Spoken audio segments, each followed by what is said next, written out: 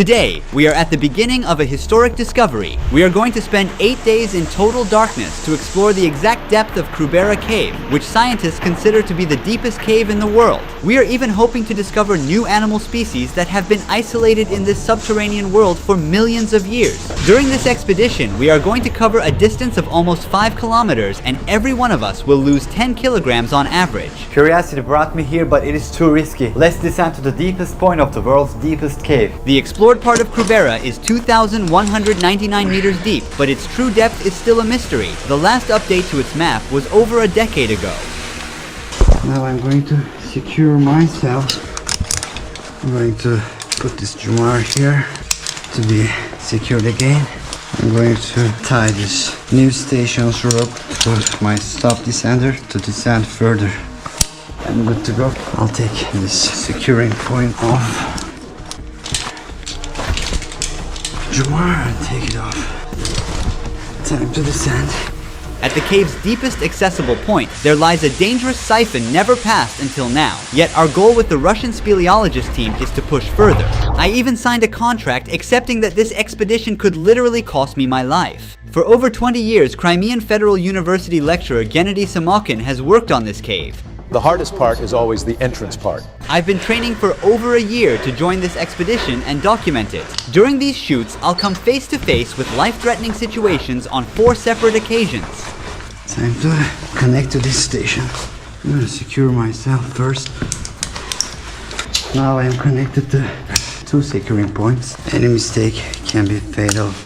That's why we use 3 securing points. Deep, slippery wells, tight squeezes, siphons where there is no air, and freezing temperatures. That's what we're about to face. It's time to take this off and then this off. Now we are gonna descend. Hello, Krubera. Pitch darkness. Free! These hooks and ropes you see are from previous expeditions. For more than 60 years, speleologists from around the world have come to Krubera, with no one yet measuring the exact depth of the cave. There's a real danger of rockfalls and sudden floods. Be careful with the rocks here. Even the most experts have lost their lives here for these reasons.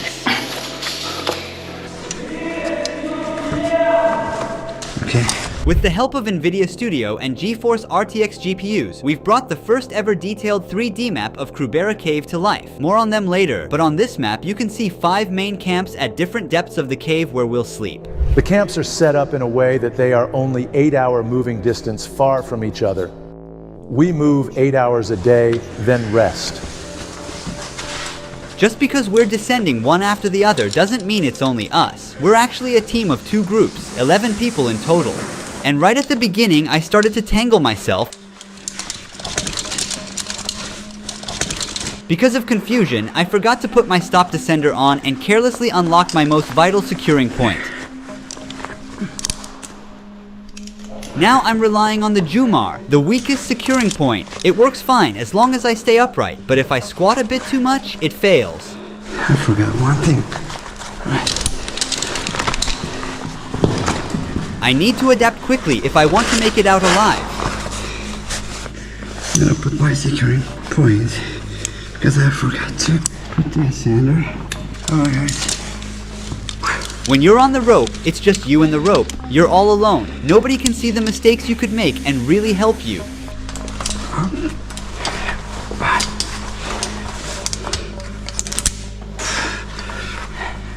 Oh. This pedal got away from me. I need to put it back on. If I fall from here, I don't think I'm gonna be alive. The average speed of moving through the cave is 100 meters per hour. Our ascending speed and descending speed are the same.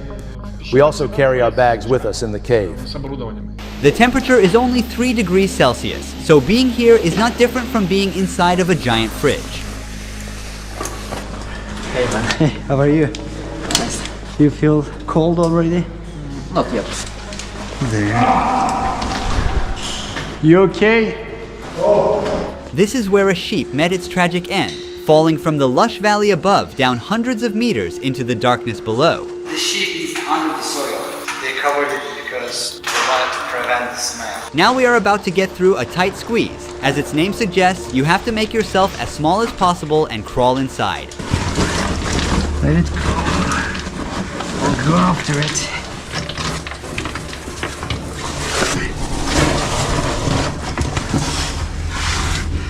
Oh my god.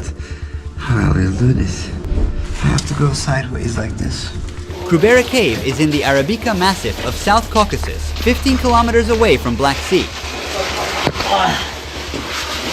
Arabica is one of the largest and highest limestone formations in the mountains, providing an ideal environment for the development of such an immense cave. The cave was formed and carved by underground streams and rain, creating both massive, steep wells as well as narrow, long tunnels.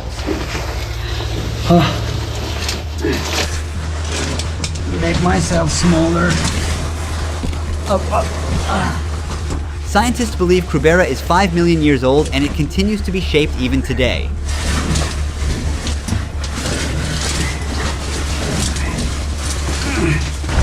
These squeezes are very hard. They say don't feel claustrophobia until you get stuck.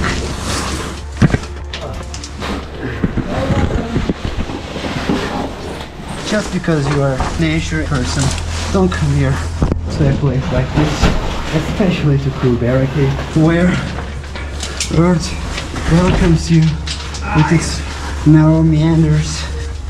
Do you see the marks on the side walls? At this point in the cave, the passage was so narrow that they had to use tools to break the rocks and widen it. When we pass through narrow passages, small particles fill the air and make it hard to breathe as they get into our mouths. Also, our legs get cramps quickly from working the same muscle group.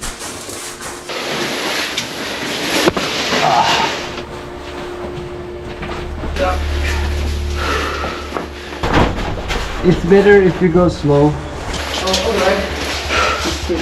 Here you can see the wire. This wire goes for 2,000 meters Yes. and allows the phone to work. Unfortunately, some broken somewhere. It was likely damaged by a recent flood. We're completely cut off from the outside world for the next 8 days. We have two possible ways here. Yes. And there is an arrow on the wall that shows the correct way.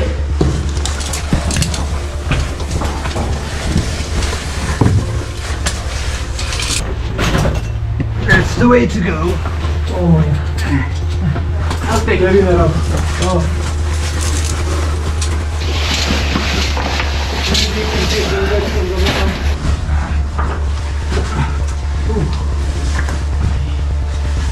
Very narrow, man.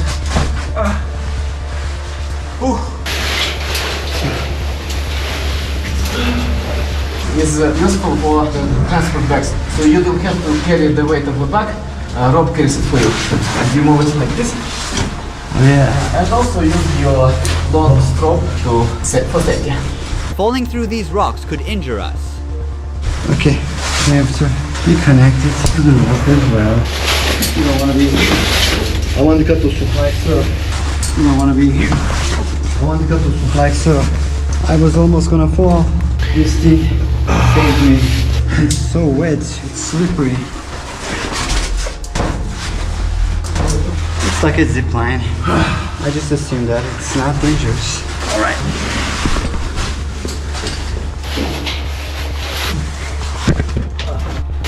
The big well starts. How you feel, Odak? I took the pill, so it's easy now.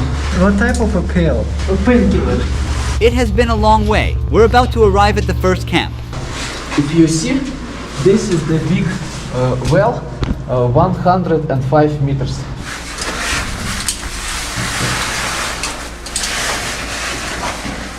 It feels like it's 3 times bigger. Thinking about ascending 2 kilometers back to the surface makes me feel overwhelmed already. The rope fibers got stuck in the stop descender mechanism. If I couldn't get them out, I would have to leave the stop descender here, and I wouldn't be able to go down any further. I would have to quit and climb back up. This panic caused me to tangle my rope and my bag's rope.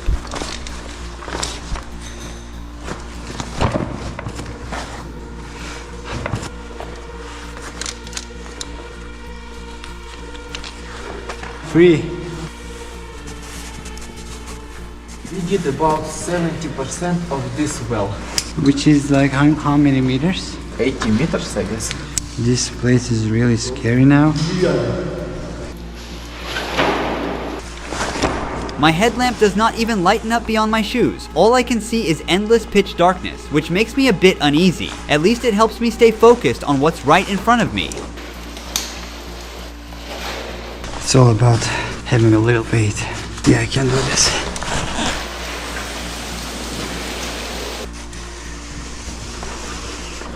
It shocks the rope. Intense shock loads on the ropes from sudden falls like these can break the rope because of the high tension. It can also seriously damage my spine.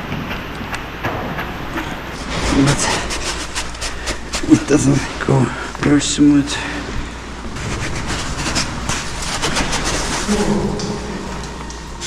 So, welcome to the bottom of the well. Alright. While we were descending into a huge well and filming everything, the first group created a gap between us. Wait, I don't know what's in here. But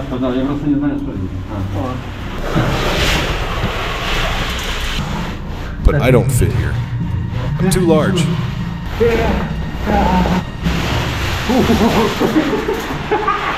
Look at all the rocks. I think they dropped from the ceiling. If we camp here, one of these rocks can fall on us. There's a sign here. Yes, it says don't put your mess in here, take your mess to the surface. The mess means, well, before there were flashlights, people used carpet lamps. Waste from all the era lamps.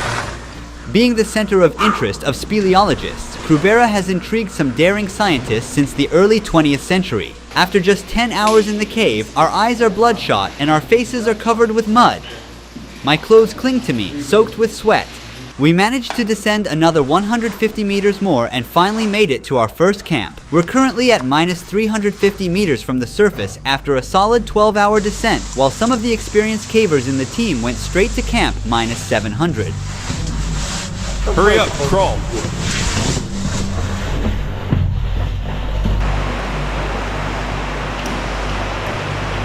Where could I put this? Hang it over there. Got it. Like drying them off in the sun, huh? Yeah. Gennady is very optimistic about the possibility of discovering a new animal species at the bottom of the cave. I can't stop wondering what we will discover. My boot's on fire. Is that your boot? Take this one. We should put the kettle on. Let's warm up the tent first. Then dry our socks. Now, everyone is busy drying out their damp clothes and repairing their gear. We're gonna eat some snacks. It's really cold, especially when we sit down. We can feel more cold from the ground.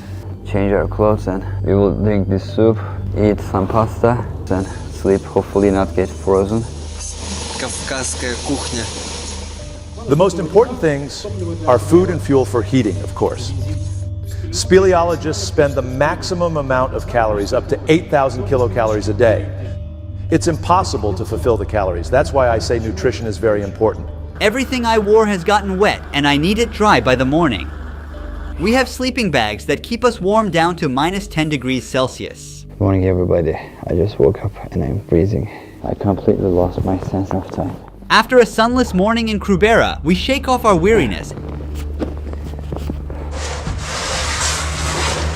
He's sipping the fresh water that the cave offers.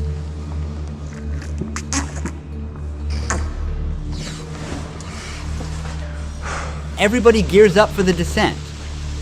How are you feeling? Better than yesterday, I'm feeling a little more combative. I'm gonna put on my thermal underwear, then wear this costume, wear my boots, my waterproof gloves, my helmet. This is my harness. Hey everybody. You look like Terminators. Horizontal tunnel. Then another big well, 115 meters long. Another tunnel. From there, some ropes down and up, and horizontal like tunnels again. And then? After that, the last well is 30 meters. Then we go a little bit more and find the camp. I also asked him if we could catch up with the first group. It will take about 2.5 hours to get, maybe less, but I don't know when they will move out. Right. they think we are slow and they want to wait as much as possible. If you want to pee, you have to take all this gear off, which will take any person about 30 minutes. If you are in a hurry, you might pee on yourself. Sometimes it's a better idea to do so. Free? Let that go, which pulls me down. It's not like Earth, it's like an alien planet. No life here. Bye bye. Bye. Alright, good luck. Yeah, you too. This works, yeah. Wonderful. We're completely cut off from the outside world and on our own down here. The camp on the surface has no way of knowing directly if anything goes wrong, so we have to be extra careful. Look, there's water here. They gathered the water from here to the camp. We've been descending for about 6 hours today. We're all pretty wiped. Oh, the rope is wet. From now on, all ropes are wet, and the descender's mechanism doesn't slide easily on wet ropes, causing risky shock loads each time. Breathe. Another tunnel, huh? He is shaking from the cold. I asked for another break. You have to rest, but you cannot rest long enough to start freezing. Sometimes you kind of sit, you turn your light off, you close your eyes and try to rest and falling asleep, and this is the worst. You can easily die if you fall asleep. So no matter how hard it is, how difficult it is, you just have to push yourself. So we've decided to rest at camp -700 before pushing to camp -1400. Here is our home for tonight. It looks like everyone has gone ahead already. Our guide is going to prepare some lunch, dinner, whatever it is. I don't know what time it is. My brain is so tired. More tired than my muscles. We're close to camp -1400. Before entering the -1400 camp, speleologists created a makeshift water tap using an empty bottle. The group ahead has also reached their new campsite at -1400. Why are you pointing at the tent? It's going to fly off your hand.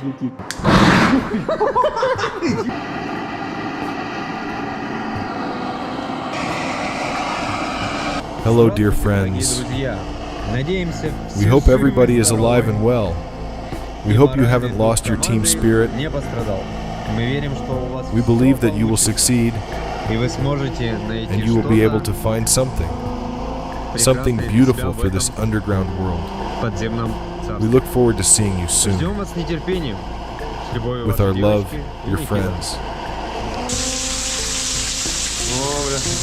There's nothing like a cold cave shower under a waterfall to wash off the mud, sweat, and exhaustion after days of exploring. The water's not that cold. You feel warmer if you get used to it. All right. After a rough sleep, some are stretching their tired muscles, others are putting on their gear. Everyone is getting ready to dive further into the depths of Krubera. His knee pads are torn. He will stitch up new ones.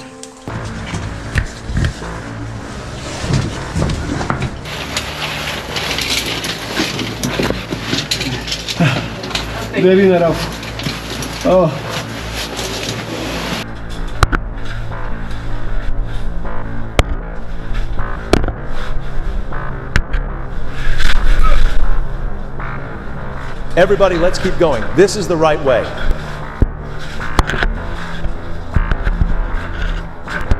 When moving in the dark, the light from headlamps can sometimes block the other's view. But bend your goddamn headlight down. I can't see anything.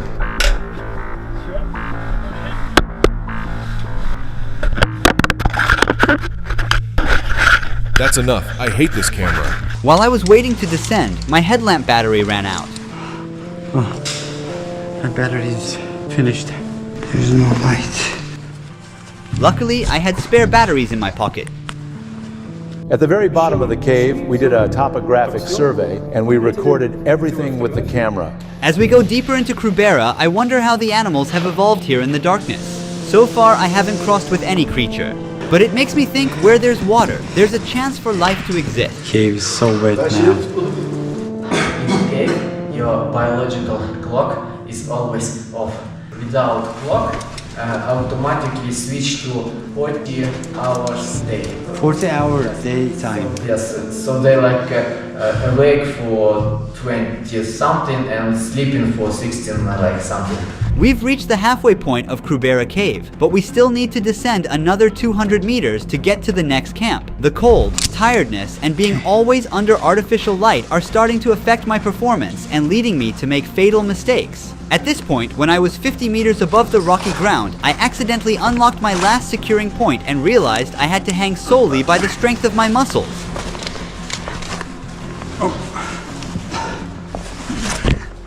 I forgot putting my descender on. Every second my muscles are getting tired. If I fail to lock my carabiner and fall, I will certainly lose my life. The way I attach the carabiner is extremely risky and it could open at any time. I also got my glove jammed. Right.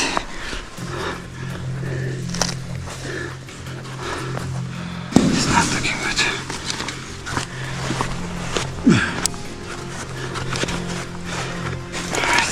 It requires full dedication. One small mistake can kill you. Now I'm good to go.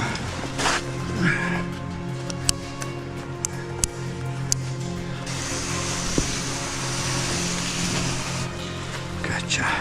This is the rope I want to be on. Just a couple of minutes later, I almost unlocked my last securing point for the second time. I opened the carabiner. Fortunately, I realized my mistake. That's not good. Another mistake. I need to put my descender first. My eyes feel heavy in constant darkness, and my brain feels like it's collapsing under the weight of fatigue. Hey guys, it's really tough. It's not easy as it looks.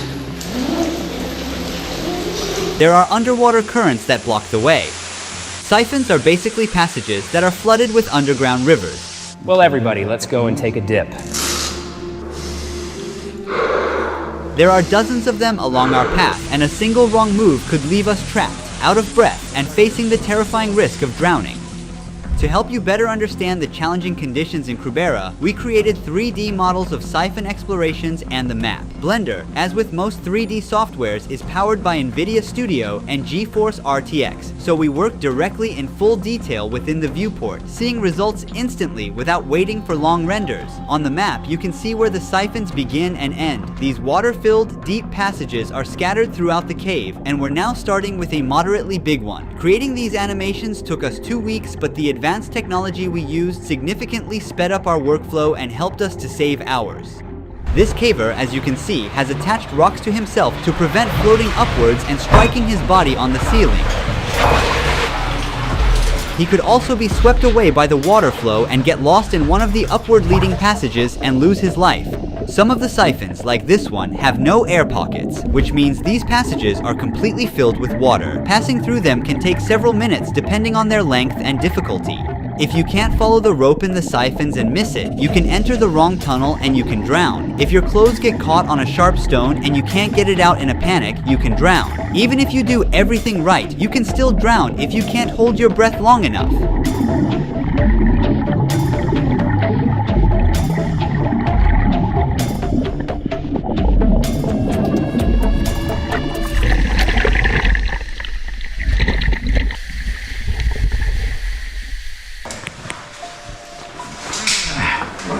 We made it back to the camp at -700 after a 6-hour exhausting climb. I was starting to lose focus from the cold and exhaustion, so the speleologist didn't think it was safe for me to keep going and asked me to wait for them back at camp. Thankfully, there's enough water and snacks here to keep us going for the coming days. Oh, these are the mats, huh? Bingo. The sudden and powerful flooding at camp -1640 lifted the leftover mats off the ground, leaving them stuck high above. It looks like this place was totally submerged. We didn't know it at the time, but while we were in the cave with no connection with the surface camp, it started raining, which means a real risk of flooding. The footage you're seeing now is from a few years ago. As you can see, people barely made out. Similar floods could destroy our camps and the passages. Everybody got so wet. Look how we dry ourselves off. It's a good idea. After a wet and chilly night in the cave, the speleologists are preparing their gear for the big days ahead. They will measure the exact depth of the cave and might even discover new animal species unknown to mankind. Minus 1,640. Let's get started. The sharp icicle-like structures hanging from the roof are called stalactites. These formations grow incredibly slowly, typically less than 10 centimeters in 1,000 years. They form when water drips down and calcium carbonate deposits build up over time. Is there any space for me there? Yeah. The team is extra careful to avoid damaging them.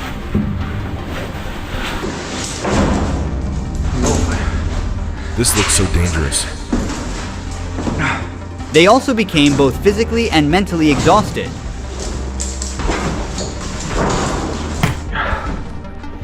It is too low. It needs to be higher. We will hang out more laundry. Finally, they made it to camp minus 1,960, which is the last and the most uncomfortable camp due to its limited space. Is it okay if I pee on you? The team was unable to even stand up properly the entire time they were in this small gallery. The camp is minus 1,960 meters down. It's one of the deepest camps in the world. Some of us are soaked entirely, and we all have bruised eyes. Some went down to minus 2,080 already. The camp, of course, is not very comfortable here. The flood constantly washes away all the mats. As for the two captains' siphon, it starts about 200 meters down from here. After days of relentless effort, the team has finally reached the deepest point in Krubera that humankind has ever explored. Gennady and his teammate are now working to precisely map Krubera's depths. Measuring the deep underground is much more challenging than measuring the surface, as GPS signals are useless. A laser rangefinder is used, which is capable of calculating indirect heights and distances between 2 points. He is proceeding to the outermost edge for the exact calculation.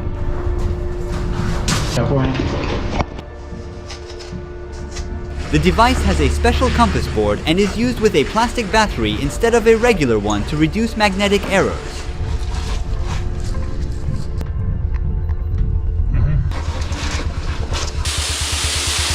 Not on our left, not on our right. Where to go? There is no other way. What? There is no other way. I understand. He has to get wet for this calculation.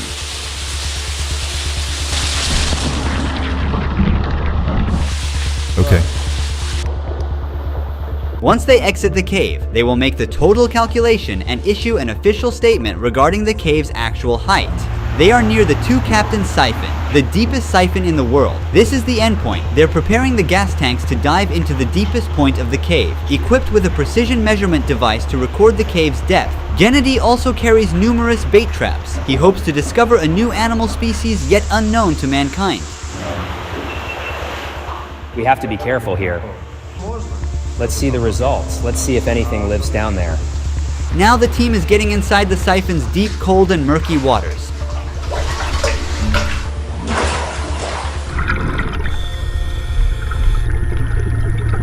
They have already marked some parts of the two captains' siphon during their previous expeditions, but they have had difficulty discovering it entirely. There are sections that have remained a mystery, but now their secrets are about to be unveiled.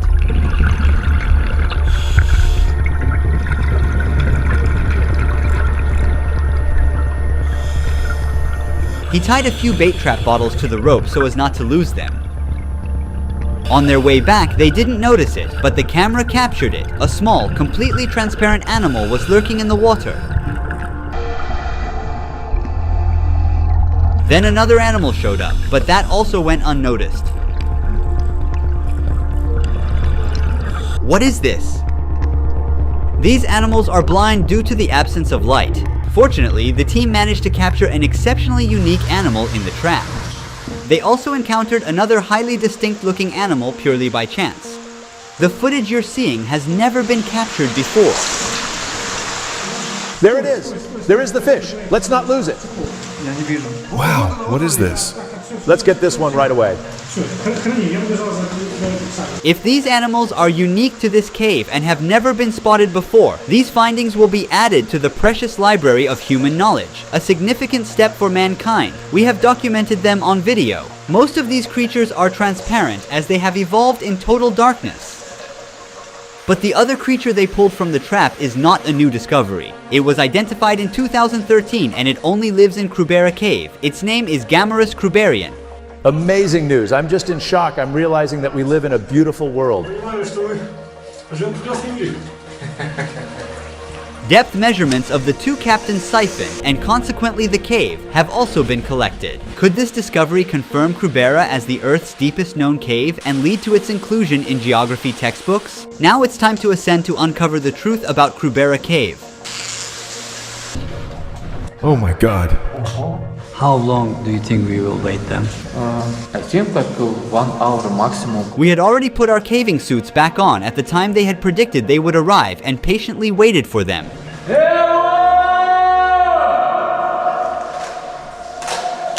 I hear them.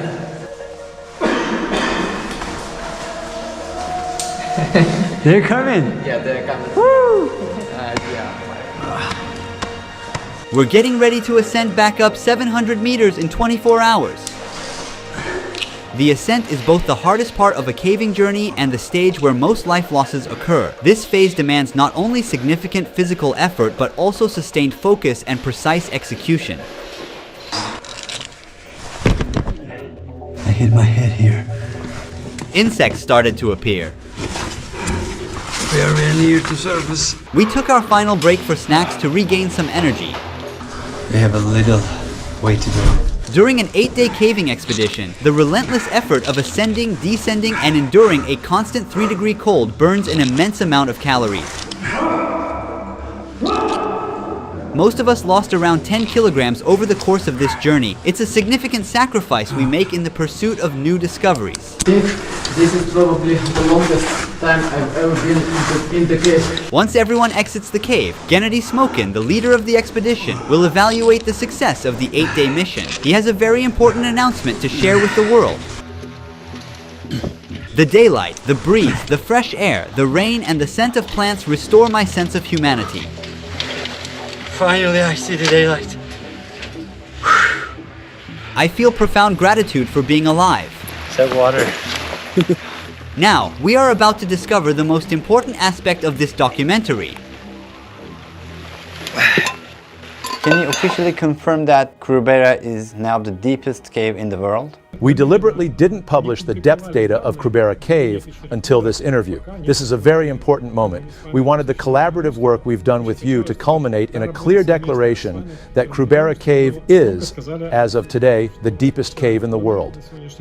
The computer calculated the margin of error for us, which was around 0.1%. Today, we can confidently state that with our methodology, the depth of Krubera Cave is 2,224 meters, including the siphon and the upper entrance, which is 3 meters higher than the Arabica Massif. This means the margin of error is approximately 10 meters. This year, we also collected samples of crustaceans and sent them for analysis. You also discovered some creatures during the exploration. Could you share more information about them? Have you completed their taxonomic classification, or is the research still ongoing? We discovered some really interesting findings this time. What is really important is that these data that we have collected are unique. This is because almost no one has ever worked at such depths. But their exact species identification is not yet determined.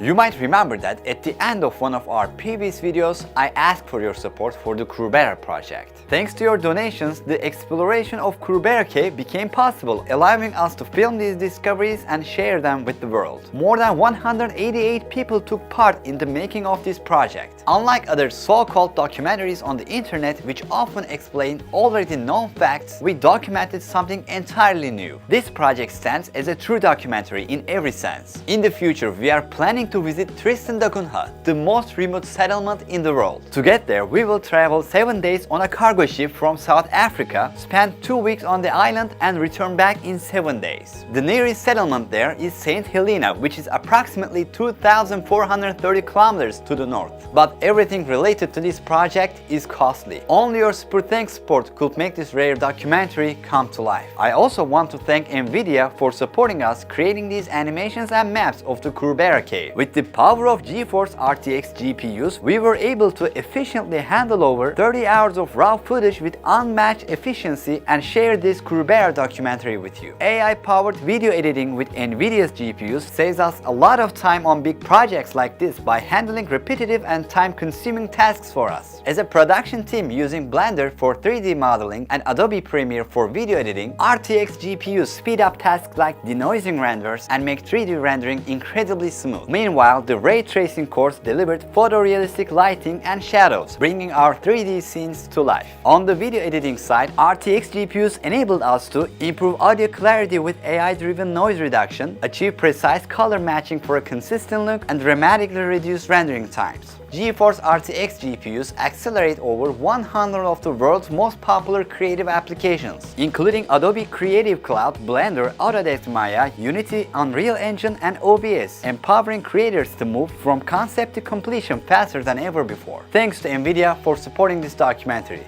Thanks to you for supporting the channel. Ruhi Chenet was here.